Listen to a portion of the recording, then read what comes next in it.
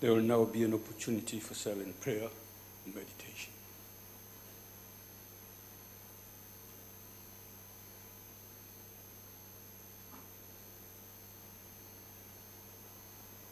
Thank you. Let's be seated.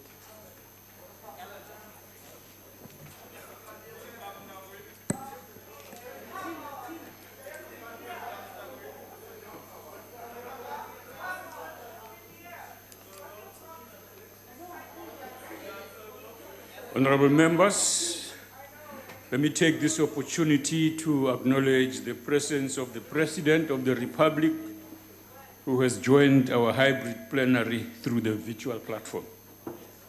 Welcome, Mr. President. Lastly, in the interest of safety for all present in the chamber, please keep your masks on and sit in your designated areas. We request members to sign their attendance slips.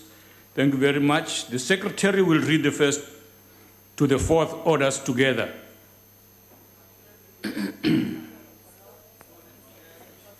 Medium-term budget policy statement, introduction of the second adjustments appropriation bill, of the rates and monetary amounts and amendment of revenue laws bill, and of the taxation laws amendment bill. And I recognize the Honorable Minister of Finance.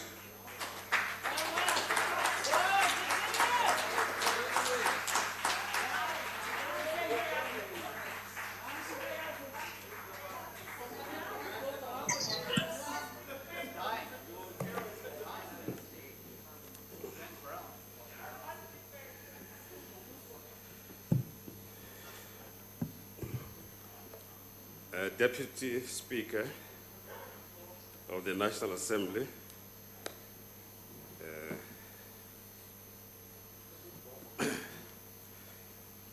President of the Republic of South Africa, Deputy President, Cabinet colleagues, the Governor of the South African Reserve Bank, the 10th one, because I'm the 8th one. Members of the executive committees responsible for finance, team finance, honorable members. Today we table the Division of Revenue Second Amendment Bill, the Second Adjustments Appropriations Bill, the 2020 Rates and Monetary Amounts and Amendment of Revenue Laws Bill, the 2020 Taxation Laws Amendment Bill, the 2020 Tax Administration Laws Amendment Bill, the 2020 Second Adjusted Estimates of National Expenditure, and finally the 2020 Medium-Term Budget Policy Statement. Honorable members, 26 years ago, President Nelson Mandela stood at this very spot to weave the tapestry of our newly democratic country. So it is quite correct when some of us say we have stood where giants have stood before. Freedom was only 2 weeks old. Madiba challenged us to, and I quote, meet despair with hope and death with a reaffirmation of the beauty of life, unquote. His plan for the country's first democratic administration committed us to fiscal rehabilitation after the devastation visited upon our public finances by the apartheid regime. Most of us sitting here today in this house did not know it then, but Madiba was ushering in a period of unmatched social progress in our history. Over the next 15 years, the economy began to re-emerge from the apartheid crisis. Real GDP growth rose by 61%, and 5.3 million jobs were created. We are today fiscally at a moment not too dissimilar to 1994. We must rebuild our economy, rehabilitate our public finances, and recover from the devastation visited upon us by COVID-19. As we rose to that fiscal challenge then, so we will rise to this one this time. 2 weeks ago, President Ramaphosa, in fact, here it says, President Matamela Cyril Ramaphosa, laid out, I was a bit scared to mention his names, laid out the government's consensus-driven and action-oriented economic reconstruction and recovery plan. I say consensus-driven because in large part, the plan was discussed and consulted upon at NADLAC and eventually agreed upon. This particular plan is urgent, and all of us should do everything in our power to implement it. Deputy Speaker, the June 2020 Special Adjustments Budget was prepared in an environment of extreme uncertainty. Given the economic situation then, government proposed a 3-year fiscal consolidation program. Since June, more data has become available. The economy now is expected to contract by 7.8% this year. And the 2021 outlook is more uncertain. Job losses have been particularly severe. But we cannot allow ourselves to fall into a season of despair, despite the challenges of the pandemic. We cannot allow ourselves to move towards a sovereign debt crisis. We have it within our power to reverse this pathway. Therefore, today, government sets out an active set of measures to avoid a sovereign debt crisis. We table a 5-year fiscal consolidation pathway that promotes economic growth while bringing debt under control. The fiscal measures realign the composition of our spending from consumption towards investment and support efforts to lower the cost of capital. Our revised fiscal framework puts us on a course to stabilize the debt to GDP ratio at around 95% within the next 5 years. But I must emphasize that this means that going forward, the risk is on the upside. The stock of gross debt will rise from roughly 4 trillion this year to 5.5 trillion in 2023-24. May I repeat this? Our revised fiscal framework puts us on a course to stabilize the debt to GDP ratio at around 95%, 95% rather, within the next 5 years. Very close to 100% of GDP. So the risks are higher. Therefore, there cannot be any slippage on the fiscus. There's no room for slippage. Yes, I think you're right, yes. Thank you for that. I think you went to a better school than me. Thank you. The stock of gross debt will rise from roughly 4 trillion this year to 5.5 trillion in 23-24. The medium-term fiscal strategy narrows the main budget primary deficit from an expected 266 billion rand in 21-22 to 84 billion rand in 23-24, and will achieve a surplus by 25-26. We propose The Secretary.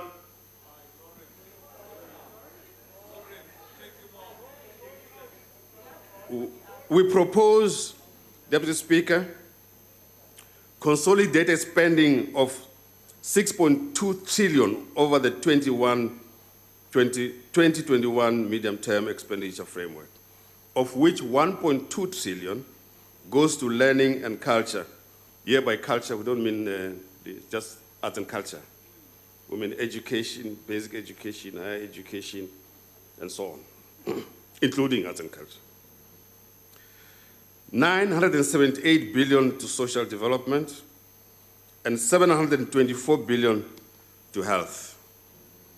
We forecast the South African economy to grow by 3.3% in 2021, 1.7% in 2022, and 1.5% in 2023. Why 3.3% in 2021? It's because of the base effects, from a sharp contraction to a recovery. Deputy Speaker,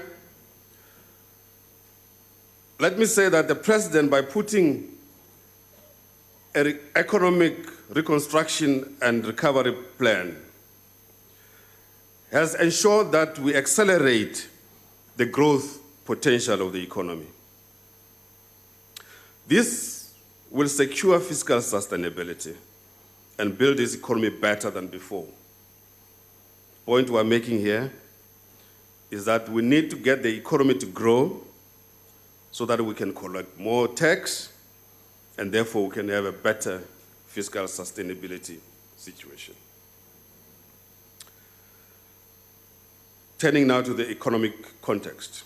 A sharp and hopefully short global recession is underway. The International Monetary Fund now expects global output to contract by 4.4% in 2020 before rebounding to 5.2% in 2021. This is in the October World Economic Outlook. Growth in advanced countries is strengthening. Next year, emerging market countries are set to grow by 6%. Sub-Saharan Africa is expected to rebound to growth of 3.1% in 2021. As always, Africa has been at the forefront of innovative solutions to the crisis, including delivering social assistance through digital technology. Ex-Africa semper aliquid novi. Deputy Speaker, you are now well aware that the country's alloferox is drought resistant. It can survive the harshest of circumstances and can certainly withstand a pandemic. Our little alloferox has survived. It is recovering very well. I was concerned at some stage that it might not be alive. In South Africa, the high-frequency data that we collect suggests that green shoots are beginning to emerge. At this stage, it looks like there will be a strong rebound in the next quarter. This will be supported by the government's economic reconstruction and recovery plan. Already there is progress on implementation of the plan. Honorable members, improving the supply of electricity is urgent.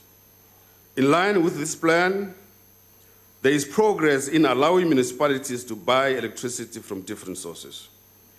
In addition, the way has been opened for the procurement of almost 12,000 megawatts of new electricity capacity to be provided by independent power producers. The ongoing implementation of the ESCOM roadmap and the unbundling continues. Divisional managing directors and boards of directors have already been appointed. Infrastructure and structural reforms are at the center of the recovery plan. Mr. President, our government, under your wise leadership, has championed the infrastructure fund to implementation, and we are starting to see the results. Subsidies of 2.2 billion will support the social housing program aimed at poor working South Africans. A further 6.7 billion has been contractually committed to this program, and we expect the total investment amount from this program to be around 20 billion over the next 10 years. As a consequence of the infrastructure fund, the student housing program, worth an estimated 96 billion rand, is underway. It will service nearly 300,000 students a year when completed. The budget facility for infrastructure will support new projects, including through blended finance in partnership with the private sector. This includes hospital projects in KwaZulu-Natal, such as the extension of the Chief Albert Luthuli Hospital, and in the Western Cape, like the Tygerberg and Klapfontein hospitals. By the way, this Tygerberg thing, this Tygerberg hospital thing, it still has a black and white section.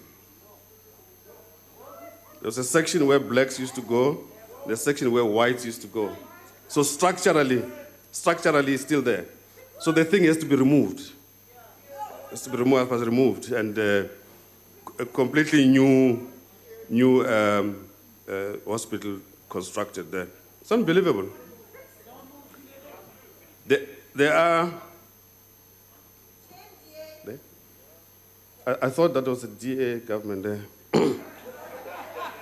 There are exciting new proposals for the development of more than 12 harbors in the Eastern Cape, KwaZulu-Natal, Northern Cape, and Western Cape. Finally, we will review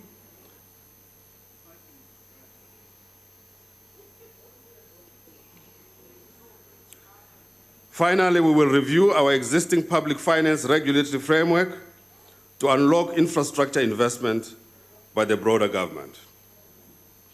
Over and above this, the Independent Communications Authority of South Africa has issued an invitation for people to apply for the auction of additional spectrum. Government has initiated a process to review Regulation 28 to make it easier for retirement funds to increase their investments in infrastructure.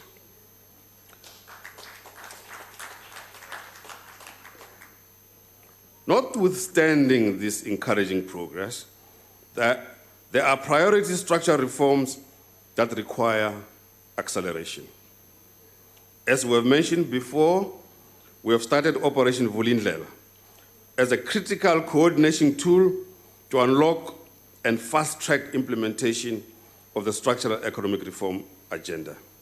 And the Deputy Minister, Masondo, is leading this initiative, and a technical team headed by Dr. Sean Phillips will draw on expertise and capacity from the private sector and the public sector as well. This will ensure that implementation is well coordinated, sequenced, and timers. In the light of the launching of the Economic Reconstruction and Recovery Program, the Presidency will very much be involved with us in this process so that the Presidency can help us drive the program because they're at the center of government. Parliament plays an important role in this reform agenda. We thank this House for fast-tracking consideration for the economic regulation of transport bill.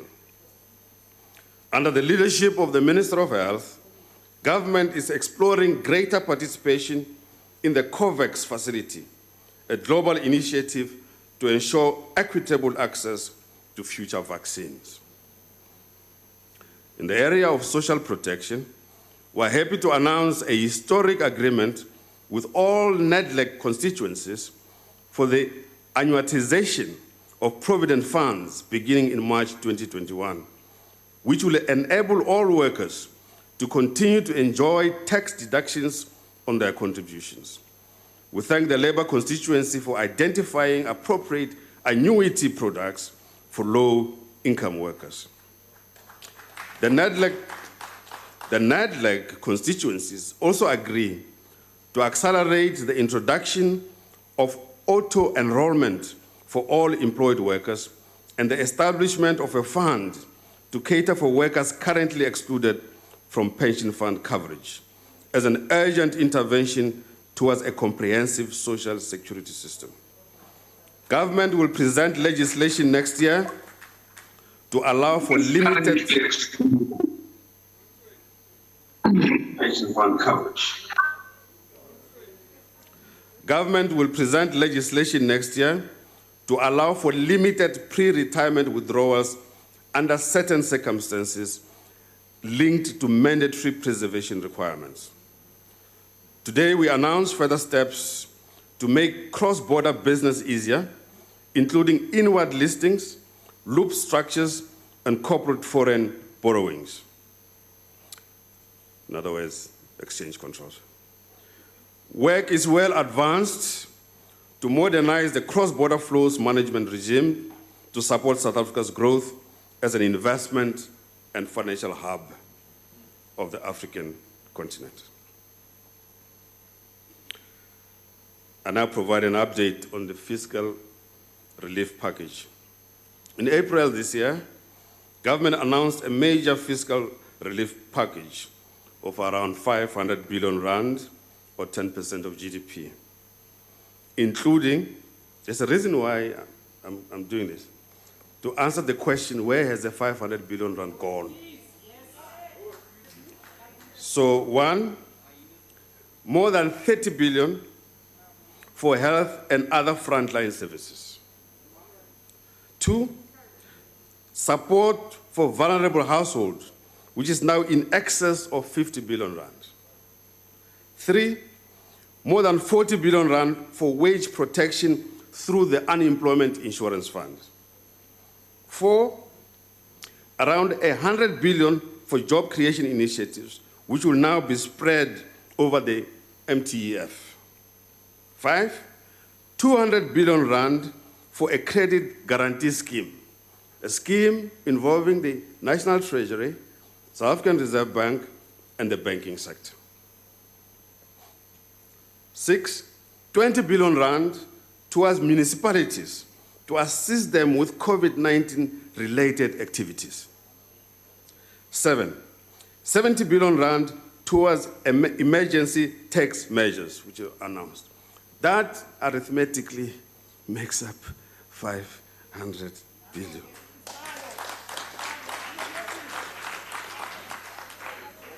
As the pandemic unfolded, some shifts in resources could be implemented. The resources for the relief package came from a variety of sources, including drawing down the UIF reserves, the issuing of new guarantees, and projected revenue losses. During the lockdown, cash grants were paid to over 22 million people, nearly half the population. To reach the poorest South African households, we expanded social protection. 7 million people accessed the temporary employment relief scheme through the UIF. The special COVID-19 social relief of distress reached 6 million people. The government has decided to extend the social relief of distress grant to the end of January 2021.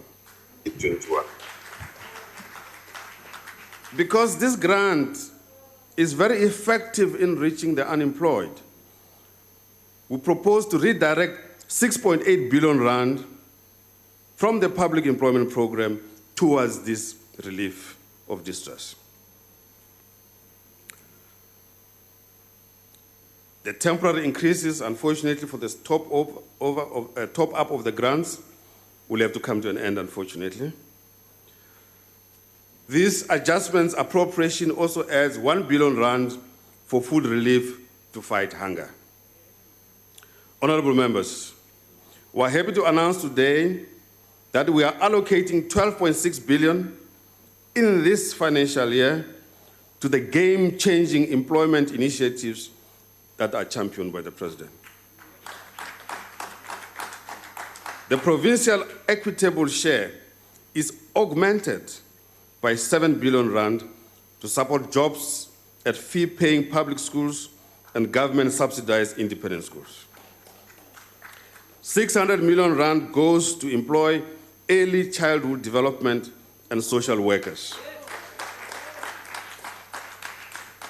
Incidentally, the social workers have been very important through this period in counseling people, helping people through the process. And very rarely do we say anything positive about these social workers, but they play an important role in social cohesion in our communities. 2 billion rand is allocated for the Working for Fire. Working for Fire, you stop the fire breaks. Working for Water, removing all these invasive plants, and so on.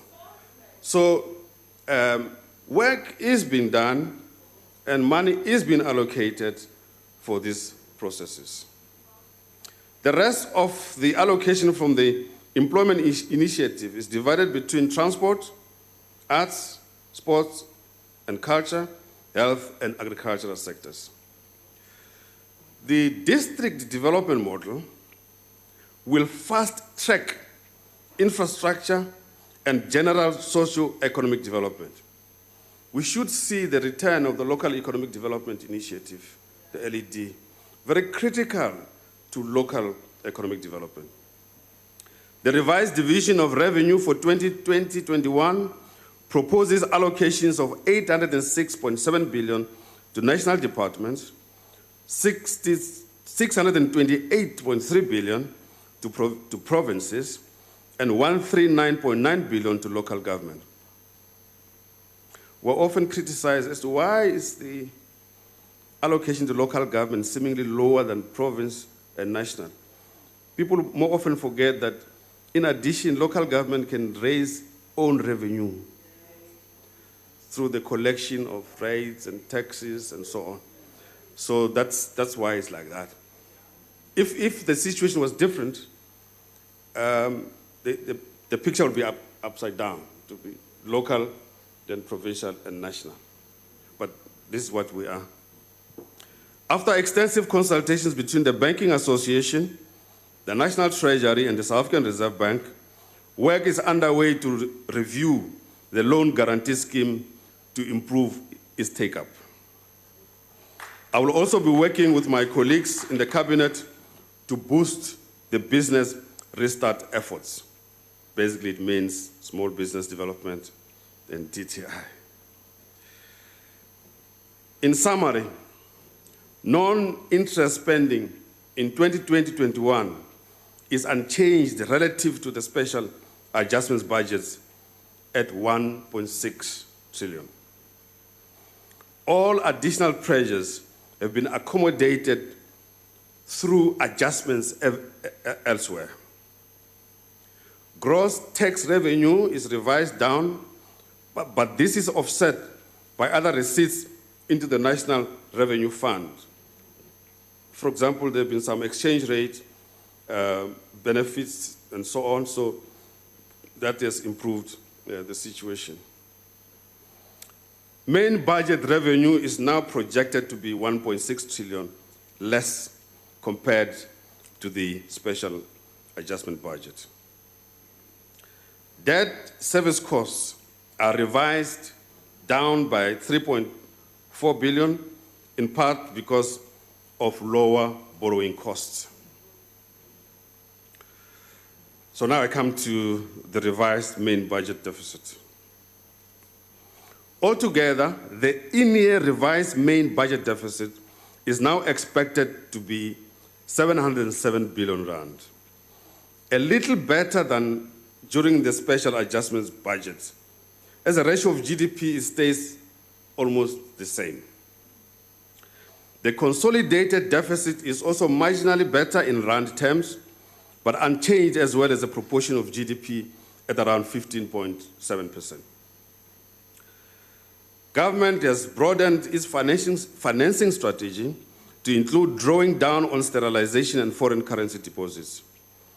We're also borrowing at favorable rates from international financial institutions. Yes, from the IMF.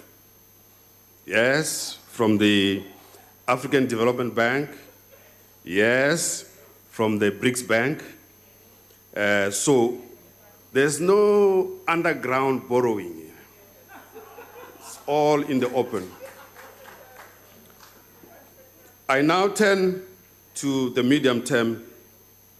Oh, incidentally, I can say it here, the BRICS Bank is in conversation with us about extending another $1 billion to us. I now turn to the medium-term fiscal strategy. The medium-term fiscal strategy.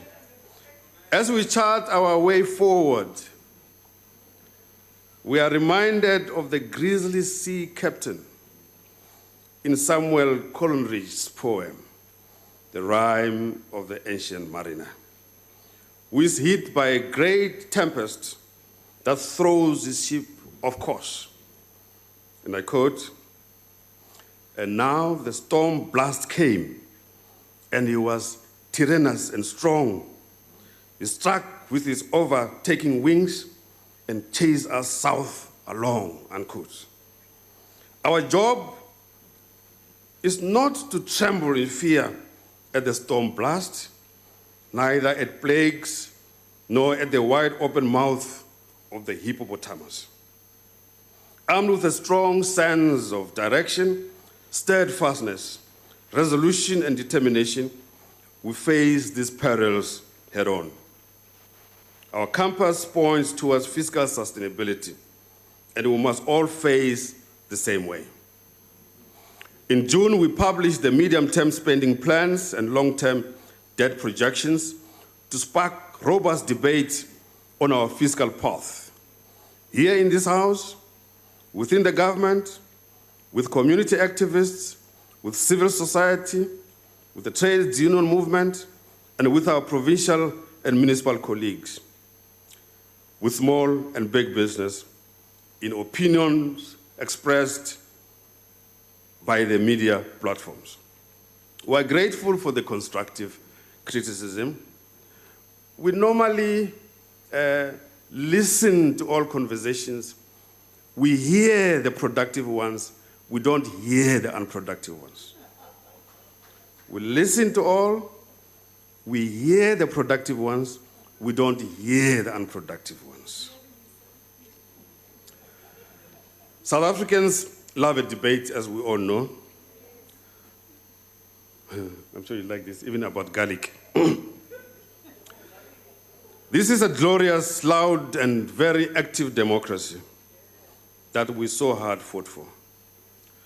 Mr. President, you summarized the consensus 2 weeks ago, and I quote, "We cannot sustain the current levels of debt, particularly as increasing borrowing costs are diverting resources that should be going to economic and social development," unquote. We must now rally behind fiscal rehabilitation and growth. Right now, government is borrowing at a rate of 2.1 billion rand per day. Madam Speaker, this cannot continue. We must be careful to avoid the fate of countries such as Argentina and Ecuador that have defaulted on their debt this year. Countries that find themselves in default usually see sharp GDP contractions and major currency depreciations. On current trends, more of our taxes have been transferred to bondholders who hold our debt rather than to critical services for our people. An uncontrolled increase in borrowing costs would harm small business, ordinary South Africans, and the poor the most. The Cabinet remains resolute and will walk through the narrow gate towards fiscal sustainability. Before today, the economy languished in a trap of paralysis. As the rhyme of the ancient mariner would say, as idle as a painted ship upon a painted ocean, unquote.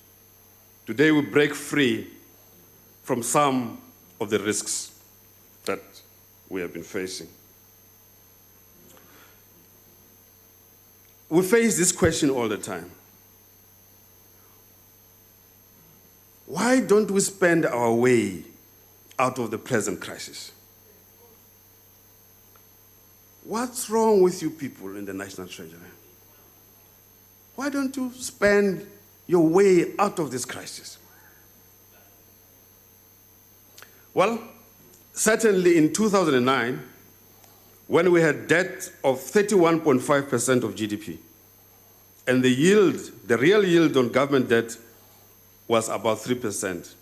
Every rand of government spent got us one rand and 60 cents in GDP. So 1 rand spent in GDP terms, 1 rand 60. It's in 2009. Now, however, at such elevated real interest rates, every additional rand gets less than a rand in GDP. So the situation has changed. As John Maynard Keynes said, when the situation changes, I change my mind. Don't you, sir? You have to change your mind.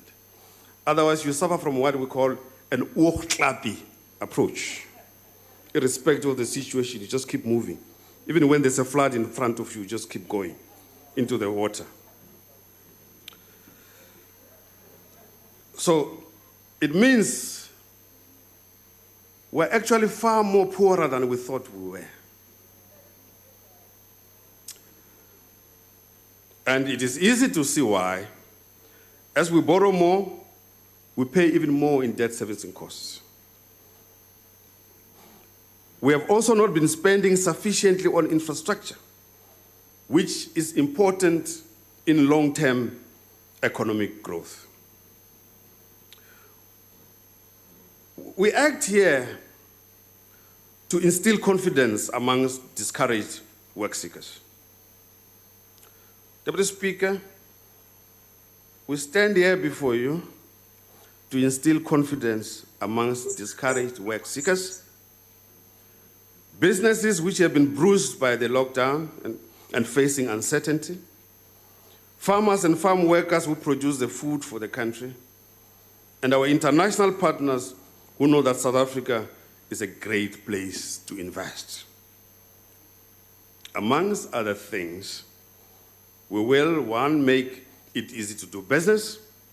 We must remove the needlessly complex red tape that increases the cost of doing business. 2, we must create a stable and predictable set of policies. As we rebuild, there must be universal understanding of the policy trajectory of our government. It is not only investors that need confidence, but also every person needs confidence. As a farmer, I plant because I know in 7 years' time I'm going to reap what I planted. I want to see those avocados in 7 years. I need to have the confidence to plant today because I won't reap tomorrow. I will harvest in 7 years' time. But I need the policy certainty in this regard. 3, we must use our ingenuity and adapt after the ravages of the pandemic. We must be creative. Not everything is going to come from the government. but it has to be a combination of government, private enterprise, private individuals, small and medium enterprises coming together, with the banking sector coming in to provide the lubricants for the economy to function. 4, we must embrace a sustainable future and work towards a green and just transition. And avoid fighting amongst each other and pointing fingers, whether it's at Senegal or everywhere, creating a sense of a country that's about to collapse. We must avoid that and all work together in building the future of this country.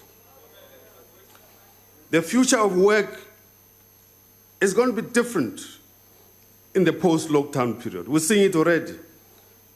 We're seeing it here in Parliament, that we are not all here as we usually should be. It's a different working situation. We see it in government departments, in private sector, that technology is now key. And going forward, technology is going to be key for the rebuilding of the economy. I've been surprised since I arrived here in Cape Town that driving from the office here to my residence has become much easier. There's less congestion. The power of technology. Now,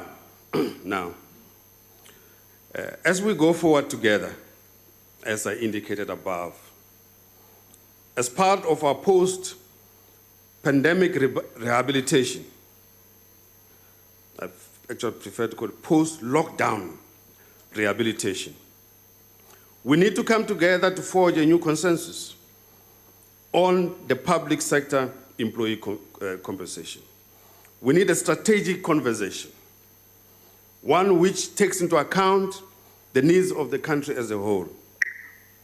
Our compatriots in the private sector have already made sacrifices and even negotiated salary reductions to keep the businesses afloat.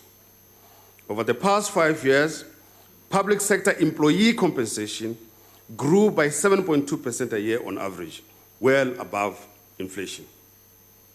Over the next 5 years, it will need to grow much, much lower. The Minister of the Department of Public Service and Administration and the leadership of the public service unions are meeting to discuss how best to adapt to this new reality. That we have to do more with less, and that we're in this together. We also wish to thank the Minister and the trades unions in the public sector that he's talking to for the seriousness with which they are approaching this matter. I must stress, however, that our public servants do very important work for our country. They are patriots. They too wish to unburden our country of debt.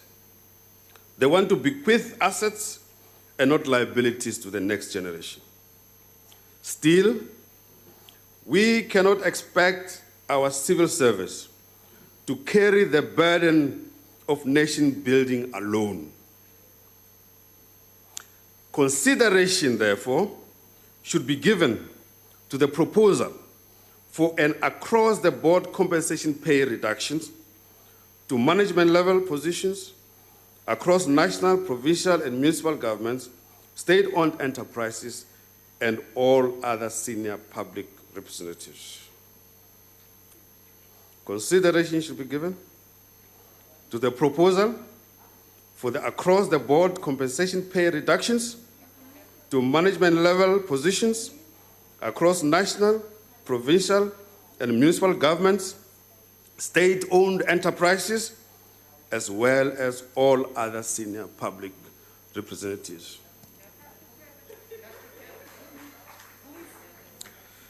Now, progress on zero-based budgeting and spending reviews.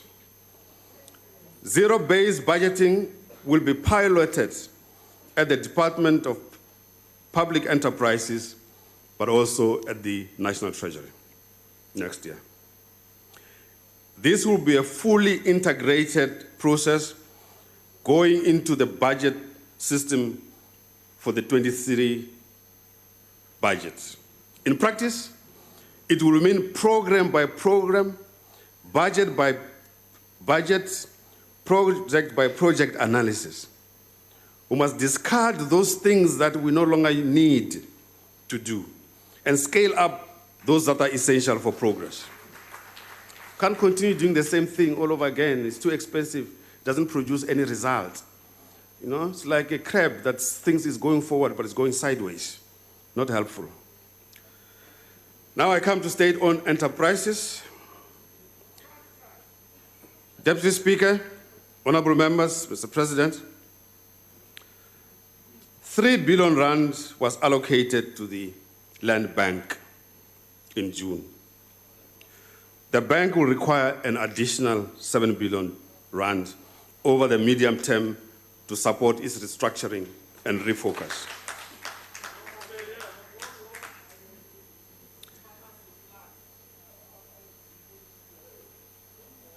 R10.5 billion is allocated to SAA to implement its business rescue plan.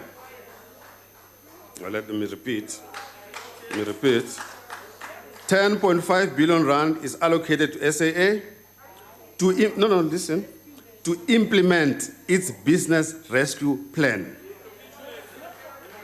This allocation is funded through reductions to the baselines of national departments, public entities, and conditional grants. This allocation is in addition to the 16.4 billion rand allocated over the 2020 MTF in the February budget for settling guaranteed debt and interest. You can't run away from your obligations. You can't run away from your obligations. You can't run away from your obligations. Our approach is in line with the principle that funding to state-owned enterprises must come within the current framework and reprioritize from elsewhere. We need, however, to make it clear that the continuous funding of inefficient, non-functional, state-owned enterprises has to be reconsidered. In this instance, we will work together with the Department of Public Enterprises to deal with these matters. For our part, we are determined that whatever the demands, we cannot break the fiscal framework. The final part of our duties as captains through the storm is to strengthen the ship.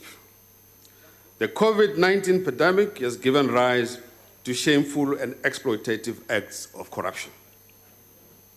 This has overshadowed our collective achievements in saving lives and supporting livelihoods. We must continue our efforts to defeat the corrupt and plug the loopholes. Efforts to support a rapid response to COVID-19 underline the need for a comprehensive procurement reform. The National Treasury has withdrawn the emergency procurement instruction notes and required all bodies to revert to normal procurement processes. Procurement is now slowed down due to a few scoundrels who put themselves ahead of our country. We must all suffer as a result of their actions. The details of all COVID-19 related procurement, including the names of companies awarded contracts, have been published. The majority of health spending takes place at provincial level. Provinces are taking actions against those found to have been involved in corrupt practices. The South African Revenue Service is working with other law enforcement agencies to evaluate 3.5 billion rand worth of tenders which were awarded to entities not registered for VAT. In addition, the State Capture Commission of Inquiry is allocated an additional amount of 63 million rand from the Department of Justice to finalize investigations, hearings, and produce a closeout report. Honorable Speaker, Deputy Speaker rather, President and members of the House, today we set out a course back to prosperity. Growth is slowly returning. As I said, the green shoots are beginning to show. Things are looking much better. The 2020 MTB medium-term budget policy statement sets out our course forward. Just to remind members, we intend to run a primary surplus on the main budget by 25-26 by constraining non-interest spending growth. 2, we shift spending from consumption to investment. Over the MTEF, the fastest growing item, other than debt service costs, is spending on capital goods, i.e. investment, which is projected to grow at 7.8% a year. We allocate resources for the economic reconstruction and recovery program. Now, of course, my ACDP colleagues will be very unhappy if I don't turn to the Holy Book. The Gospel, according to John chapter 12, verse 35, quote, "You are going to have the light just a little longer. Walk while you have the light, before darkness overtakes you. Whoever walks in the dark does not know where they're going. So walk whilst there's still a little light." In economic terms, it means do something whilst you still have an opportunity to do. Today, we embrace our higher purpose as citizens and leaders to take forward the vision of nation building. Together, we can shape a new destiny for a great, vibrant, beautiful country. Our thanks go to the President and the Deputy President for their support, Cabinet colleagues, the members of the Ministers' Committee on the Budget, called MinCombat, the MECs of Finance, Team Finance. Thanks are also due to the chairpersons of the Standing Committee on Finance and Appropriations Committee, Mr. Joe Maswanganyi and Mr. Fiscal Buthelezi, respectively, and members of the respective parliamentary committees. The medium-term budget policy statement coincides today with another important process, the tabling of the tax bills, as I mentioned. I'm grateful to the standing and select committees on appropriations and finance for the work they've done already. They have the responsibility for steering the consideration of the tax bills, giving effect to the revenue proposals as announced in the 2020 annual budget. In February, and related administration matters, they will also consider the 2020 Division of Revenue Second Amendment Bill and the 2020 Second Adjustments Appropriation Bill. We would also like to thank the Governor of the South African Reserve Bank, Mr. Liseja Kganyago, and his staff for their continued collaboration with us whilst maintaining the independence of the respective institutions. A special word of thanks goes to the Deputy Minister of Finance, Dr. David Masondo, and the Director General of the National Treasury, Mr. Dondo Mukhajane, and the team for their courage, hard work, and commitment. Finally, we express our thanks to members of this House as a whole. We express also appreciation to the people of South Africa who continue to work with us as we chart the way to a promising destination. You can see.